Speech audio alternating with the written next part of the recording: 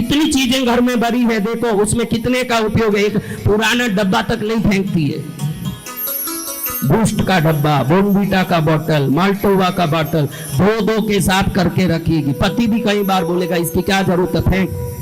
आपको क्या पता है घर कैसे संभलता है।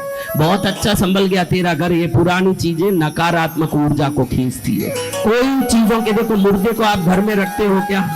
नहीं। क्यों नहीं रखोगे? बास निकलता है। इन चीजों में बास नहीं निकलता है, लेकिन इनमें नकारात्मक तरंग निकलते हैं। न्यूज़पेपर भी कितने दिन तक थप्पी बना के रखी हुई है।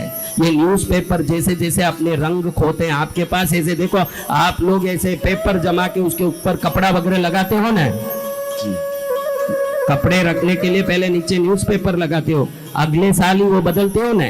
वो न्यूज़पेपर का रंग जैसे जैसे फीका पड़ता है, पीला पड़ता है, आप दरिद्रता को खींचते हो। उस बीड़ू में कभी पैसा नहीं आएगा, क्योंकि उधर तरंग बदल गया है। क्या बदल गया है? तरंग बदल गया। हाँ, तो ध्यान रखना कि चीजें भी अपनी प्राण खोती है। क्या खोती है? प्राण खोती है। हाँ, पुराना साइकिल, अब घर में कोई साइकिल चलाने वाला ही नहीं, लेकिन देंगे नहीं। अरे महाराज, वो तो कबाड़ी वाला खाली चौवन नहीं देगा, उसके लिए क्यों तू मेरे पास पड़ा रहे। वो कब फोगट कुछ भी नहीं दे, जा नदी में फेंक क्या, लेकिन तेरे घर को शुद्ध रखेगी तो ही समृद्धि आएगी। कचरे से समृद्धि नहीं आएगी। तेरा घर जितना शुद्ध होगा तू इतनी समृद्ध होगी। हाँ,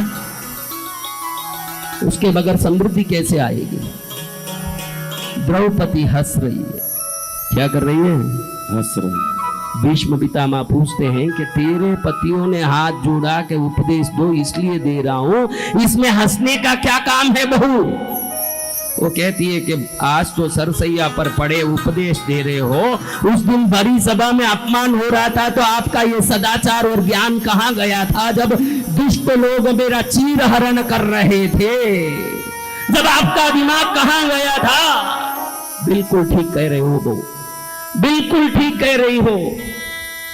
उस दिन दिमाग खराब ही था, क्योंकि उस दिन मेरा खून दुर्योधन के अन्न से दूषित था। अब अर्जुन ने बाण छोड़ के पूरा खून निकाल दिया, रक्त बह गया, वो रक्त निकल गया जो दूषित था। अब मैं शुद्ध हो गया हूँ, इसलिए उपदेश देने भी लायक हो गया हूँ। ये प्रसंग दिखाता है कि दूषित भोजन हमारे स्वयं के पुण्य को, बुद्धि को, खून को, शरीर को, जिंदगी को, हमारी सफलता को भी दूषित कर देता है। क्या करता है? हाथ जोड़ के निवेदन करता हूं कि कैसे धन कमाने की इच्छा रखते हो, थोड़ा सोच लेना। कैसे भी पैसा आ जाए, बस मुझे पैसा आना चाहिए। आएगा, बड़े धूम से आएगा। हवा आती है ना, खुशबू और आनंद ले आती है। तूफान आता है तो घर को उड़ा के ले जाता है। आप हवा चाहते हो कि तूफान चाहते हो? ध्यान रखना, अगर तूफान की बहुत तड़प खाओगे, आपके घर के साथ आप भी उड़ोगे। ध्यान रखना। हाथ जोड़ के मैं ये निवेदन करता हूं कि कमाते कैसे हो, इस पर पूरा ध्यान रखो। बहुत आ जाएगा पैसा, बहुत आएगा धन दौलत। बेटा गाड़ी लेके कहीं अलग ही जगह घूमता होगा, उसके हाथ में marijuana, गांजा, ब्राउन शुगर सब होगा। पत्नी अलग आदमी के साथ घूमती होगी, वो आदमी को बोलेगी आपसे ही तसल्ली मिल रही है, मेरे पति के पास इतना पैसा है, मुझे ध्यान नहीं दे पाता है, आपसे मुझे स्नेह मिलता है। क्या मिलता है? स्नेह मिलता है।